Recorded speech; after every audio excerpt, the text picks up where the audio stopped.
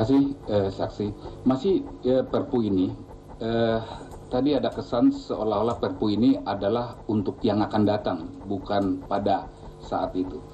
Itu dalam penjelasan Perpu ini, di alinea yang kedua, penjelasan umum mengatakan begini. Dampak krisis keuangan ini berimbas pada berbagai negara termasuk Indonesia. Karena sistem keuangan global saling interdependensi.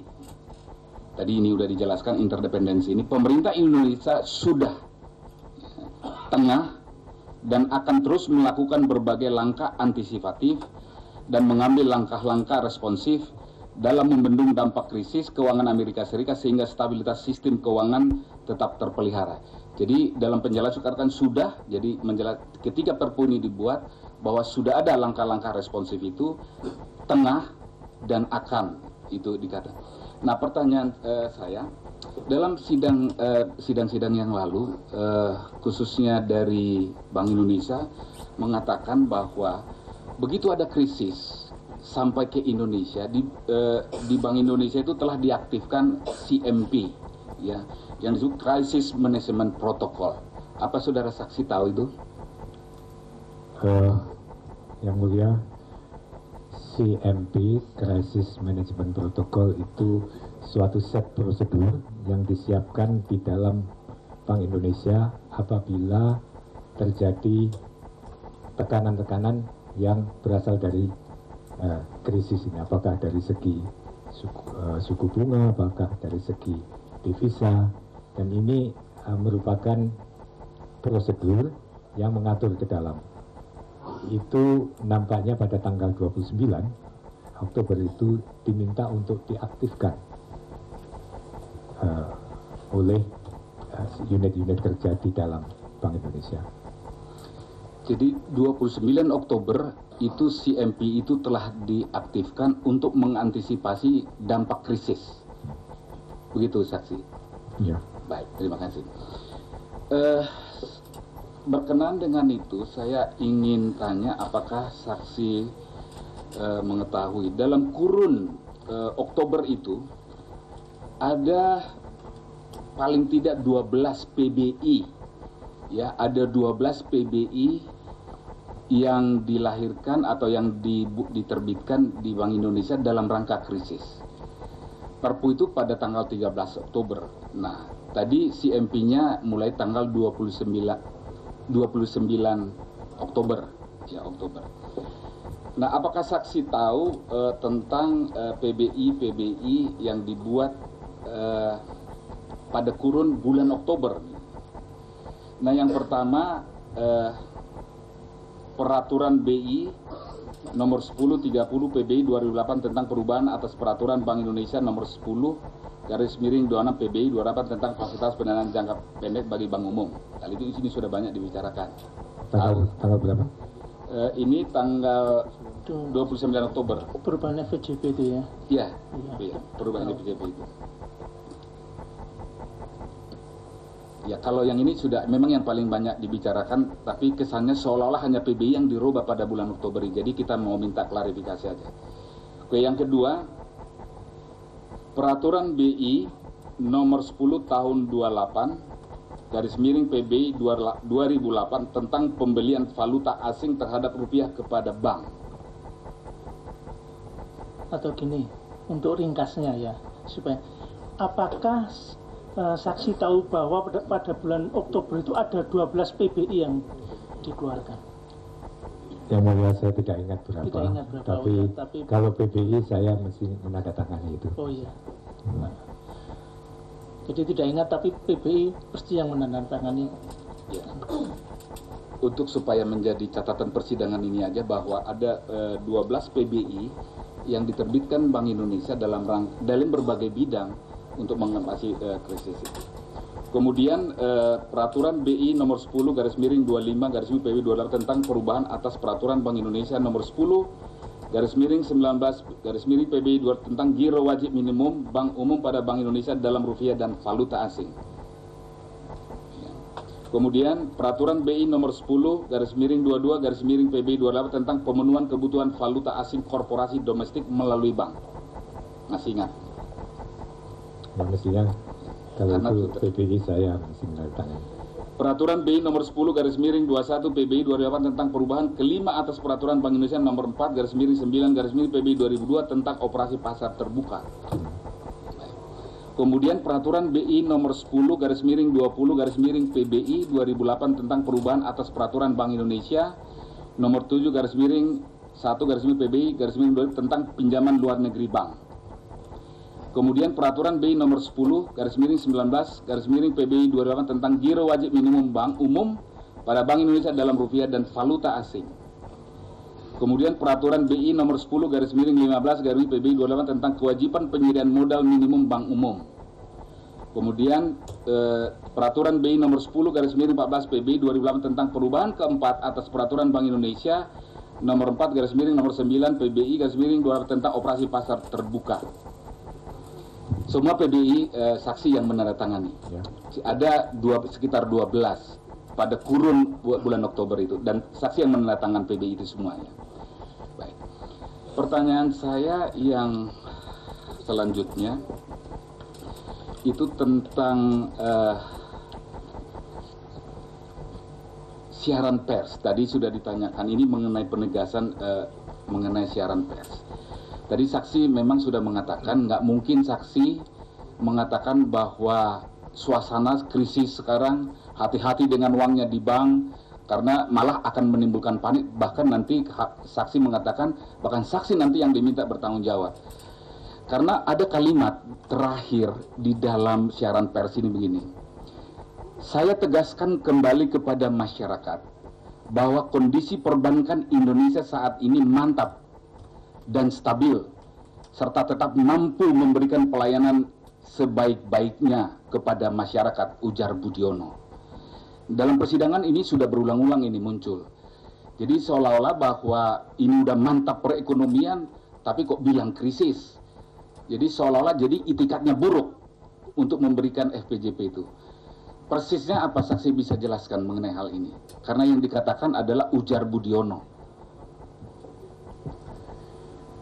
Yang mulia, memang tanggal 14 itu saya kira ada press release seperti itu.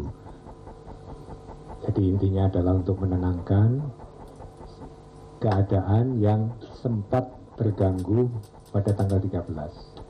Ada Bank Century yang tidak bisa ikut clearing. Dengan adanya peristiwa itu sudah ada berbagai isu yang timbul, termasuk masalah ras dan sebagainya. Oleh sebab itu sangat diperlukan untuk hari berikutnya untuk menenangkan keadaan. Dan itu bukan tidak ada landasannya, karena pada tanggal 14 itu masalah Bank Century yang menjadi isu yang mengguncangkan pada tanggal 13 itu tidak bisa ikut clearing. Tanggal 14 sudah bisa ikut clearing. Dan lebih dari itu, dengan adanya FPJP, maka Bank Century bisa berlanjut operasinya. Jadi ini bukan sama sekali tidak dilandaskan pada kenyataan bahwa kita telah menangani bank ini dan akhirnya bisa tetap beroperasi. Jangan khawatir, uangnya jangan ditarik secara membabi buta. Jadi memang ini salah satu tugas Bank Sentral itu adalah untuk menenangkan psikologi pasar tadi. Tidak ada yang tidak benar, itu kita lakukan, bahwa pada waktu itu bank-bank yang lain juga masih dalam situasi yang bisa beroperasi. Belum ada bank yang lain yang kemudian berisiko untuk jatuh pada hari berikutnya. Jadi itulah yang melandasi press release tadi. Jadi kalimat ini tegasnya adalah untuk komunikasi massa, untuk menenangkan massa. Ya.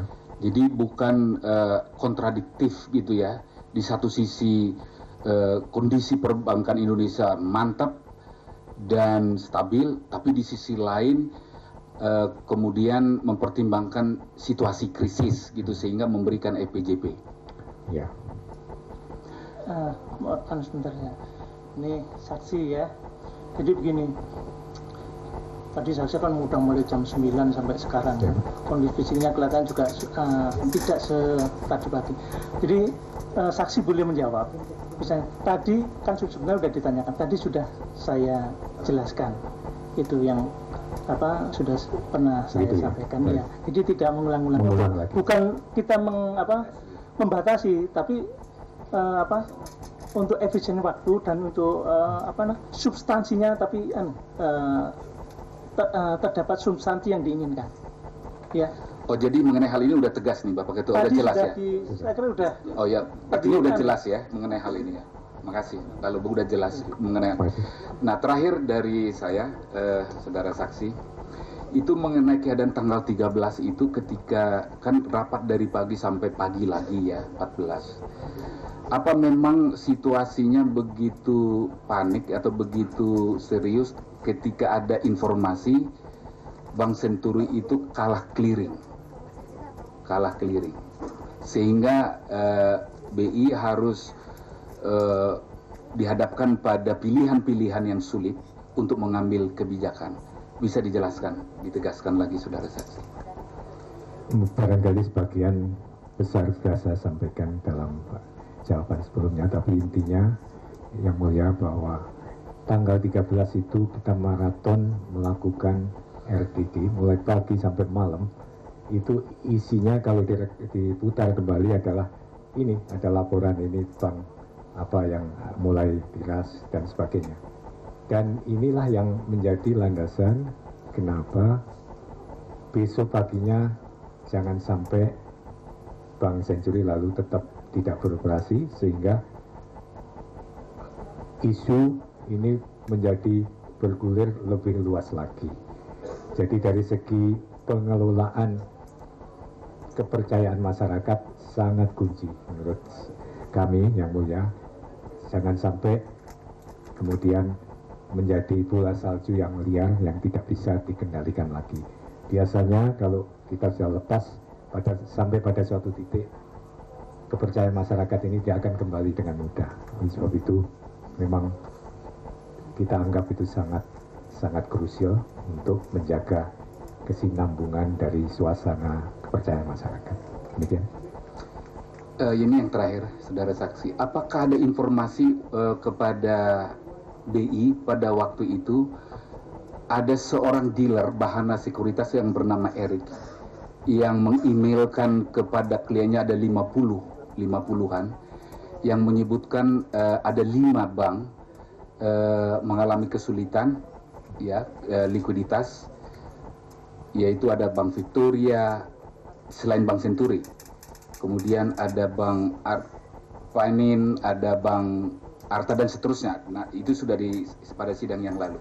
Apakah informasi itu, dan kemudian Pak Yusuf Kalla mengatakan dia ikut juga menelepon Kapolri supaya itu ditangkap.